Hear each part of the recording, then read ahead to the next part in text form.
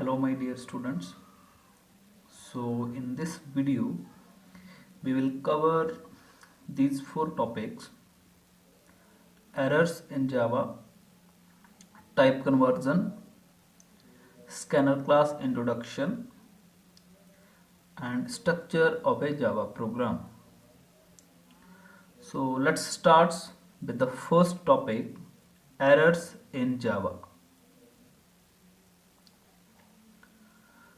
Error is an abnormal situation occurred in a Java program that interrupts the normal flow of program compilation or execution or desired output generation. It means when there will be an error in a program, either your program will not compile, either it will not execute, or either it will not print the correct output. So these are the three consequences that we will face whenever there will be an error in our Java program. And an error in a program is also known as bug. And the method of removing errors or the method of removing bug from the Java program or from the source code is called debugging. Very important definition it is. So what is debugging? The method of correcting or removing errors from a Java program, that is called debugging. So let's start with the types of errors. Errors are classified into three different types. First one is syntax error. The error occurs when the syntax or grammatical rule of a programming language is violated while writing a program. As you already know that every language contains the set of predefined grammatical rules and regulations. So the errors that occurred due to the invalid grammatical rules are called the syntax errors. So these types of errors are detected at compile time. So program will not compile until all syntax errors are corrected. So what are the syntax errors? The errors that occurred due to the grammatical mistakes. And these errors are detected at a compile time. It means whenever there will be a syntax error in a Java program, it will not allow a program to compile successfully. That means it will interrupt the compilation process. Second type of errors is runtime errors. So an error that occurred at time of execution of a program is called runtime error. Here program compiled successfully but not executed. So because the runtime's error are detected during execution, it means so here my program will compile successfully but it will not execute. It means the runtime errors will not be detected during compilation but it will be detected during execution of a Java program. Now third type of errors is logical error. The errors occurred due to wrong logic in a program is called logical error. In this case, program compiled as well as executed successfully, but it will not print the correct output whatever user want. So in logical error, your program will compile successfully as well as it will execute successfully, but it will not print the correct output. And these error mainly occurred due to the wrong or invalid logic. For example, I just want to print the sum of two numbers, but by mistake I'm calculating product. I'm just printing the product. So in this case, there will be no compilation error, there will be no runtime error, but it will not print the correct output. So let's see the example. I have declared a class error. I have written main method. Now I have declared three variables for four variables of integer type. As you already know that integer is a primitive data type. So wherever we will use int as small int. If you will see here in third line, I'm writing int with capital I. That means I'm just violating the grammatical rules of Java language. So with this mistake, what will occur? Syntax error will occur in my program. So if I want to correct this error, I need to replace this capital I of int with the small I. And if you will see the next line, C is equal to A minus B. Here actually I am writing this program to print the sum of two numbers. Now if you can see this, here in C what I am storing? Subtraction, difference of two numbers. So this is the example of logical error. Now third expression, D equal to B divided by A. Here if A value I have written 10, B value I have written 20. It means when I will divide 20 by 10, what will be the output? 2. 2 will be stored under D variable. For these two input, A is equal to 10 and B is equal to 20. In third line, D is equal to B divided by A. There will be no runtime error. But whenever I will enter A equal to 0 and B equal to 20, then in that case I will be dividing 20 by 0. As you already know that we can't divide a number by 0 because it will generate the infinite result that we can't. Infinite means undefined, we can't define. So in that case, for A equal to 0, this line will create the runtime error. So after that, system.out.println, I'm just printing some system.out.println division. So I hope you will understand this example. Try it. You will definitely get into the concept. So this is all about errors. So let's start second topic, type conversion. Type conversion is a method of converting one type of data into another data type in a mixed expression.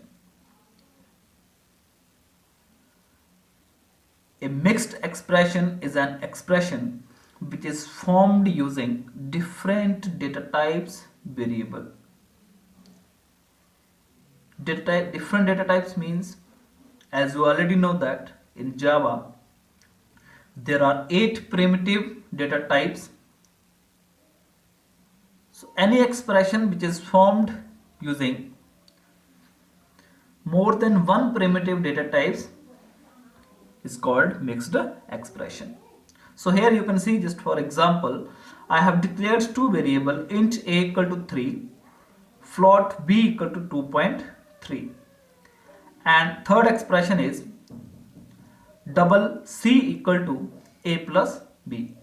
So if you will see this expression double C is equal to A plus B, it is forming a mixed expression because here A is integer data type and B is float data type and C is different data type, means double data type. So this is an example of mixed expression. Last line is very important. Type conversion always takes place in a mixed expression. It means if there will be an expression which is formed using one type of variables, we can't show type conversion concept. So for type conversion there must be more than one data types variable, then only we can show this type conversion concept. Now types of type conversion. There are two types of type conversion. First one is implicit type conversion. It is also known as automatic type conversion or widening type conversion. Second one is explicit type conversion. It is also known as narrowing type conversion or typecasting. Very important it is. Many times this question came in board examination. Define typecasting. Here most of the students are writing simple type conversion definition. But type conversion is different. Typecasting is different. Typecasting is a subtype of type conversion. I hope you will get this difference. So dear students, let's start with the first type of type conversion, implicit type conversion. The type conversion that takes place automatically with the help of Java compiler from lower size to higher data type size. It means in this case a small size value will be stored in a higher size data type variable. In this case there will be no possibility of data loss. Just think a common example. Suppose I'm having two containers. One is of 4 kg, another one is of 2 kg. Now suppose 2 kg container is filled with some data or some content. Now this 2 kg content I can easily put in 4 kg container. Why? Because that container is bigger in size than the 2 kg container. But if you will think reverse, now suppose my first container of 4 kg is filled with the content and second one is empty. So if I'm trying to put 4 kg content into a 2 kg container, it is not possible. Some of the content will go out.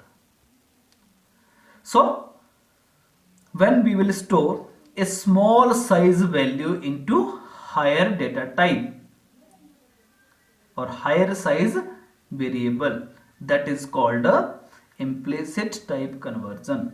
So let's see the example in terms of Java. Here you can see I have declared one variable a equal to 5, int a equal to 5, second variable short b equal to 4, and an expression is int c equal to a plus b. As you already know that integer occupying 4 bytes in memory and short occupying 2 bytes in memory, and c equal to a plus b. It is a mixed expression. So here a equal to 5 occupying 4 bytes in memory and B variable occupying 2 bytes in memory. So when expression C equal to A plus B will be evaluated, C is a resultant variable, and what is the storage capacity of C variable? 4 bytes. So A is already of 4 bytes. A can be stored, a 4 byte data can be stored in a 4 byte variable. Yes, we can store. And B is of 2 bytes size. A 2 bytes data can be stored in a 4 bytes. Yes, we can store it easily. So in this expression, where is implicit type conversion? When I am storing A, when I am evaluating A plus B, A is already a integer value, plus B. Now B internally converted into integer with the help of Java compiler. So this shows implicit type conversion. So here you can see that a smaller size variable B I am storing in a higher size variable C. So it shows implicit type conversion. Now next one is explicit type conversion. The type conversion that takes place forcefully with the help of user from higher data type to lower data type. It means here we will store a higher size value in a lower size variable. As I already told in the previous explanation, when we will try to store a 4 kg content into a 2 kg container, so that is the example of explicit type conversion. So as I already told, when we will try to put a 4 kg content into a 2 kg container, some of the content can go out, means there will be the possibility of data loss. So let's see a Java example. Here A equal to 5 is integer type variable, short B equal to 4 and short C equal to A plus B. Now for example, to the right side of equal to I will not write short in bracket. Then in that case there will be syntax error or compilation error, because A is 4 byte data you are trying to store in a 2 byte variable, because C is of 2 byte. So 4 byte data you cannot store in a 2 bytes variable. So because of that error will be there. Now here, what is the meaning of writing short in bracket? When I am writing short in bracket before A, internally it is converting this integer variable A into short type. Means now this A will be evaluated as a short. Now short plus short, because A is already converted into short, B is already of short type, so short plus short we can store in a resultant variable C, which is already of short data type. So it means 2 byte data can be easily stored into 2 byte variable. So this is the example of explicit type conversion. Now let's see the example. First expression is int A equal to 5, float B equal to 7.5f, float C is equal to A plus B. Now identify the type conversion takes place in this expression. So in the expression float C is equal to A plus B, implicit type conversion will takes place and C will store 12.5 because float occupying 4 byte but its precision is greater than a integer. Means you can say that float storage capacity will be more than a integer data type. So integer can be stored in a float automatically. So here you can see that 5 plus 7 point f. As I already told that output will be 12.5. This a will be converted into 5.0 internally because into a float type variable. Now second expression, short x is equal to 2 and long y equal to 10. And third resultant expression is int z equal to x plus int y.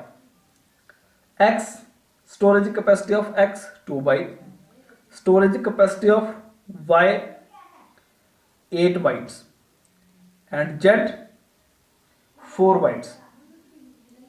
So 2x we can store easily into z because x is of 2 bytes size and z is of 4 bytes size. Easily we can store. And y is of 8 byte. 8 byte can be stored in z. Z means 4 bytes. No, we cannot store it directly. We need to convert it forcefully. So that's why we are writing int in bracket before by variable. It means this long type variable by will be converted into integer. So integer can be easily stored into an integer variable. So here if you will see the type conversion, both the type of type conversion will be there. When I will store a small size value x into a higher size variable z, implicit type conversion. When I will store a higher size value by into a lower size variable z, it shows a explicit type conversion. So this expression shows both the type conversion, implicit and explicit. And finally z will hold 12 as a long value, 12 as integer value. So this type of question will be asked in your board examination. They will give you few expression and they will ask, write the type conversion takes place in the below lines of code. So you need to concentrate on such type of example because sometimes there will be one type of type conversion, sometimes there will be both the type of type conversion, or sometimes they can give an expression without any type conversion. So you will be more attentive while attempting such type of question. So next topic is introduction to scanner class. So before going into the concept, first let's understand why we need scanner class. The main use of using scanner class is to accept input from the user at runtime or during a execution in your Java program. So that is the main role of using scanner class in a Java program. So scanner is a predefined class used to take input from the user through keyboard at runtime in a Java program. It is declared in a java.util package. Very important it is. So many times this question already asked in the exam as write the package name that contains scanner class. So the answer for this question will be java.util package. So it contains a set of predefined methods which are used to take different types of data input from keyboard. Scanner class methods will be used with the help of scanner class objects. So let's start scanner class object creation concept. So how to create the scanner class object? The syntax is scanner object name equal to new scanner system.in. Example, if you will see scanner, I will write as it is SC. This is a user defined name that I have given to the current scanner class object. New I will write as it is, scanner I will write as it is, system.in I will write as it is. So here SC represents a user defined scanner class object name. So this object name we will use for taking input with the help of different types of scanner class method. So scanner class methods. Now in a Java program there will be the requirement of different types of input. If you will talk about numeric, there will be two type of input in numeric. One is without decimal, one is with decimal, and another type, it can be true or false, means boolean type input can be there, or a character type input can be there. Character means either single alphabet or a special character or a single digit. Except that there will be a string type input also. So for each type input there will be a different method. So let's start with first method. If I want to take integer type input from the user, then which method I will use? Next int method, and its return type is int. And if I want to take long type input, then I will go for next long method. If I want to use next float type input, then I will go for next float method.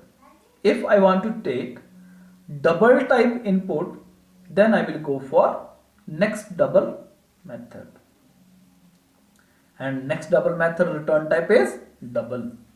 If I want to take boolean type input, then I will go for next boolean. For string type input, string in the form of one word, then I will go for next method. So here next will take the word before the first space occurred in the input. So next line, if more than one word input I want to take, then I will go for next line. For character input, there will be no single predefined method in a scanner class. Here we need to use collection of methods to take character type input.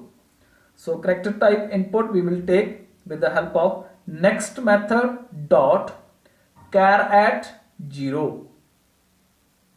Here 0 represents that first character will be taken. Then this method combination will be used for character type input. So let's see the last topic, structure of a Java program. So the final template or the overall template of a Java program. After this we will do one sample program with the help of scanner class implementation. So first section in Java program is import section. So why we will use the import section? Because for example you are using a class in your program which is not declared in the default package. Default package is java.lang. Then second is class declaration. So class declaration means in this line we will declare a class.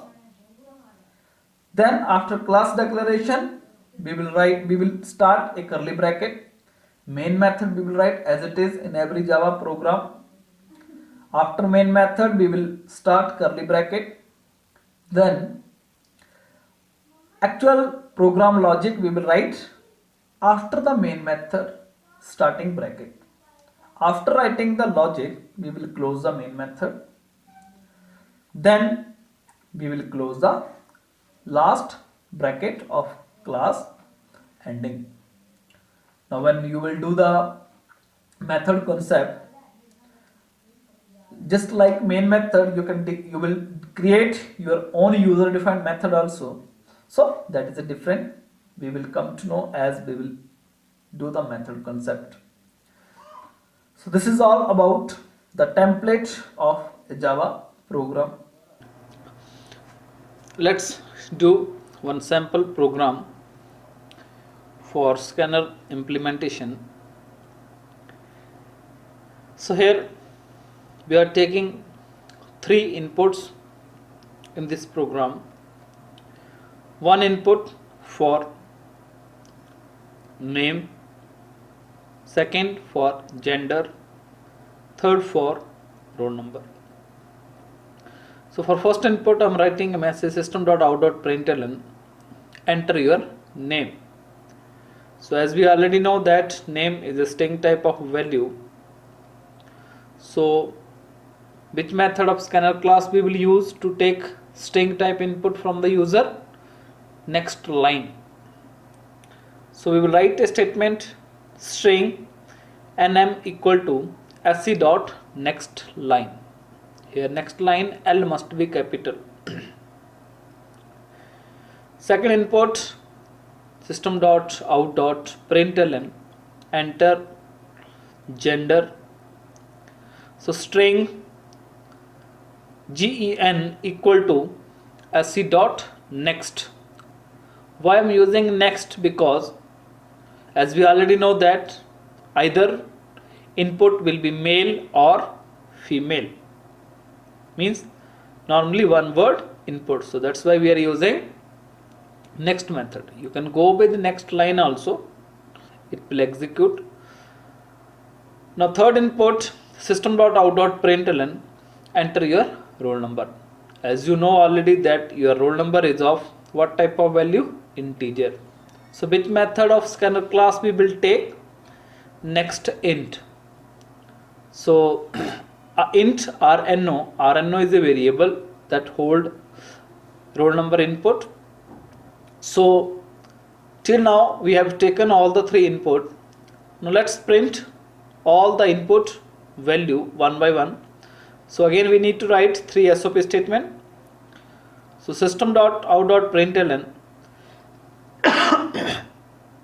first name is, so name we have stored in nm variable, so we are concatenating plus nm. Second system.out.println, gender is plus gen. System.out.println, roll number is plus rno.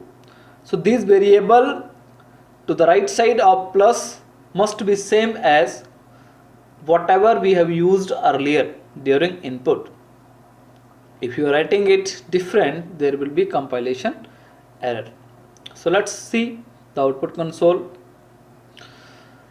So here I'm entering input, then gender input, then roll number input.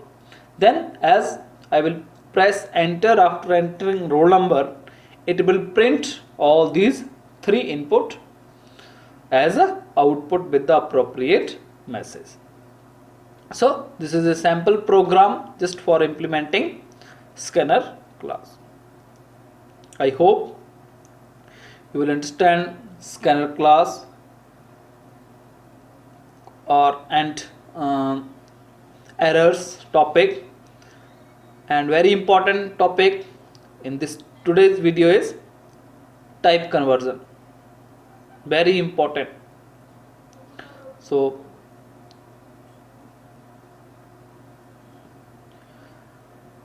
thank you.